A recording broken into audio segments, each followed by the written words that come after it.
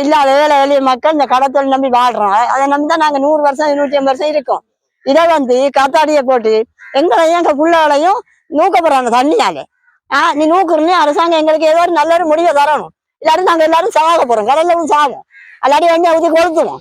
நீங்க எங்களுக்கு ஒரு நல்ல முடிவு நாங்க உடனே போக மாட்டோம். சூசியப்பர் பட்டினத்தை விட்டு நாங்க எழும்ப மாட்டோம். எங்களுக்கு நீங்க இந்த காத்தாடிய அரசாங்கம் செய்யற உதவி நிப்பாட்டுங்க. நாங்க அவர்கிட்ட இப்ப இருக்க ஜனாதிபதி அவர்கிட்ட கேட்கணும், நீங்க மக்கள் கட்சின்னு கேட்டுட்டியே, உங்களுக்கு ஓட்டு போட்டோம், ஓட்டு உங்களை வெளில வச்சுட்டோம், நீங்க எங்களுக்கு இந்த உதவியை கட்டாயம் செய்து தரணும். வெள்ளம் வீடு நிறைய தண்ணி வந்துட்டு இவ்வளவு காலம் மாறதில்லை. மழை வந்தா வீட்டுக்குள்ள வராது, சும்மா முகத்தோடு நிற்கும். இந்த 2 முறையும் இந்த காத்தாடி போட்ட பிறகு தண்ணி ஊர் முழுக்க வீட்டுக்குள்ள புள்ளால் குட்டியெல்லாம் ஓடி திரிஞ்சு இவ்வளவு மட்டும் தண்ணி வீட்டுக்குள்ள கோயிலும் மண்டபம் மட்டும்தான். கோயிலும் மண்டபம் தண்ணி எங்க படுக்கிறது? அப்ப அரசாங்கம் ஒண்ணு எங்களை வாழ விட இல்லாட்டி சாக விடு. 2 ஒரு முடிவை செய்யுங்க. நாங்க இப்ப அவர்கிட்ட கேட்கிறோம், அனுராட்ட கேட்கிறோம். அனுராட்ட உங்களுக்கு நாங்க கேட்கிறோம், இது கேட்கிறோம். ஒரு தாய் பாசத்தோட கேட்கிறோம், ஒரு பாசத்தோட கேட்கிறோம். எங்களுக்கு நல்ல முடிவத்தா, உங்களுக்கு தான் ஓட்டு போட்டு உங்களை வச்சிருக்கோம் ஜனாதிபதியாக. எங்களுக்கு முடிவத்தா ஐயா, நாங்க எல்லாம் செத்து போயிட்டோம், உங்களோட செத்து போயிடுவோம். எங்களுக்கு ஒரு முடிவத்தாங்க.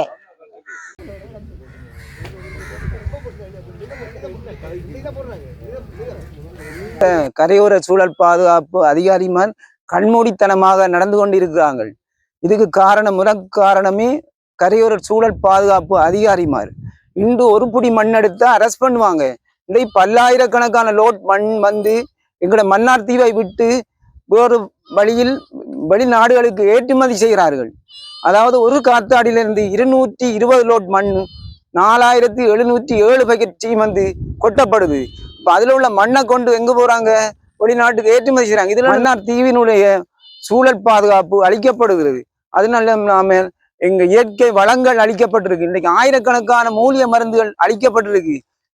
கடலில் இருக்க தாவர இதுகள் எல்லாம் அழிக்கப்பட்டு பறவைகள் காற்றில் சீசனுக்கு சீசன் எங்களோட கடலில் மீகிற பறவைகள் இனம் அழிக்கப்பட்டு மன்னாரில் பறவைகள் சரணாலயம் முற்றாக அழிக்கப்பட்டிருக்கு. கால்நடைகள் அழிக்கப்பட்டு வருகிறது. அடுத்த கட்டமாக மனித உயிர்கள் வாழ முடியாத சூழலுக்கு மன்னார் தீவு மக்கள் தத்தளிக்க போறாங்க. கடலினாலும் மழை நீரினாலும் கடுத்தளவுக்கு தண்ணி ஏறி தாழ்வுபாடு பங்கு தந்தையாக பணிபுரிகின்ற நான் கடந்த 1.5 வருடங்களாக இங்கு வேலை செய்து கொண்டிருக்கிறேன். இந்த இடத்தின் கடற்கரை மிகவும் பாதிப்புக்கு உள்ளாக்கப்பட்டு கொண்டு இருக்கின்றது. காரணம், இங்கு சிபியினால் சிலோன் எலக்ட்ரிசிட்டி போர்டு இந்த அமைப்பினால் உருவாக்கப்படுகின்ற மின் காற்றாலைகள். இந்த வருடம் பெய்த மழையின் தண்ணீர் இந்த ஊரை மிகவும் பாதித்திருக்கின்றது. இந்த கிராமத்தில் உள்ள முழு மக்களும் இடம்பெயர்ந்து அவர்கள் மிகவும் அவதிக்குற்றா உட்பட்டார்கள். இது அரசாங்க அதிபர் தொடக்கம் அனைத்து அரச உத்தியோகஸ்தர்களுக்கும் இது தெரியும். ஆனாலும் அவர்களுக்கு அறிவித்தும் அவர்கள் இன்னும் இதற்கு எந்த நடவடிக்கையும் எடுக்கவில்லை.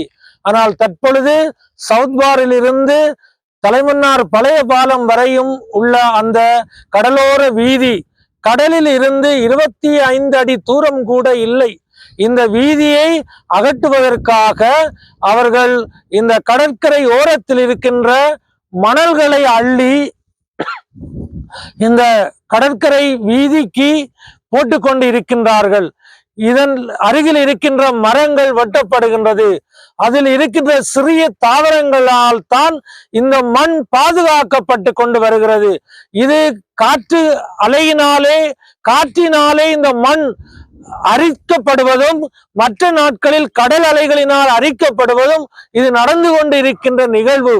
இது ஏறத்தாழ 1 கிலோமீட்டருக்கு அப்பால் இருந்த கடல் இப்பொழுது இந்த 25 அடி தூரத்திற்கு மிகவும் குறுகி வந்திருக்கின்றது.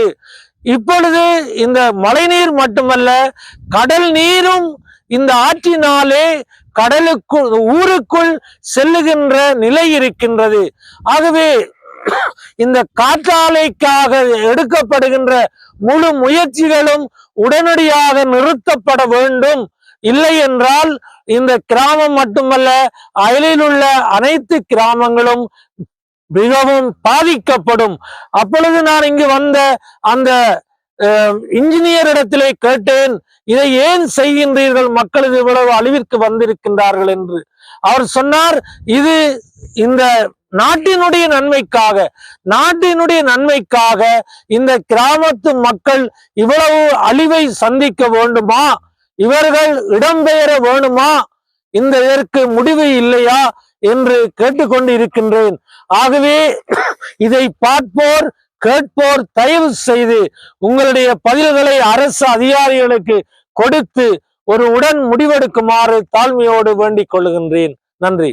எங்களுடைய சொத்தாகி இந்த மண்ணினுடைய பாதுகாப்பை கருதி பல முயற்சிகளை மக்கள் மேற்கொண்டு கொண்டிருக்கின்ற வரையிலே பாதுகாக்க திட்டமிட்ட முறையிலே மிகவும் ஒரு அழிவை ஏற்படுத்தக்கூடிய சில செயல்கள் இந்த இடத்துல நடைபெற்று கொண்டிருப்பதை கேள்விப்பட்டு இந்த இடத்துல நிற்கிறோம். என்னவென்று சொன்னால், கரையோரங்களே ஒரு புடி மண் கூட எங்களால் அள்ள முடியாது. ஆனால் ஜேசிபி வைத்து அந்த மண்ணை எடுத்து ரோட்டுக்கு பாவிக்கிற ஒரு நிகழ்வு, ஒரு சம்பவம் நடைபெற்று கொண்டிருந்தது. நாங்கள் குருக்கள் ஊர் மக்கள் சேர்ந்து அதை நாங்கள் நிறுத்தி உரிய அதிகாரிகளிடம் தெரிவித்திருக்கிறோம்.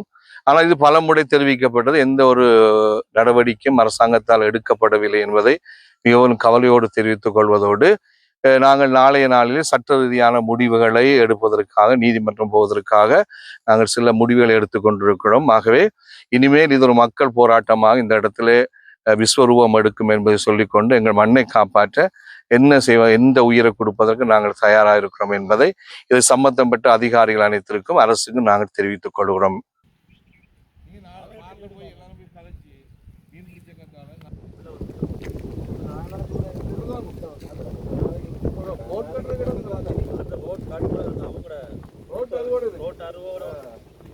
போன முறை ஏனாம போட் தூக்கியெல்லாம் கிடக்கட்டு வந்து விட்டுட்டான். ஓடி போனாங்க, இது அடிக்கிறேன் தூக்கிலாம் அப்படியே விடுவோம், கட்டி விடுவோம். நிற்கிறேன்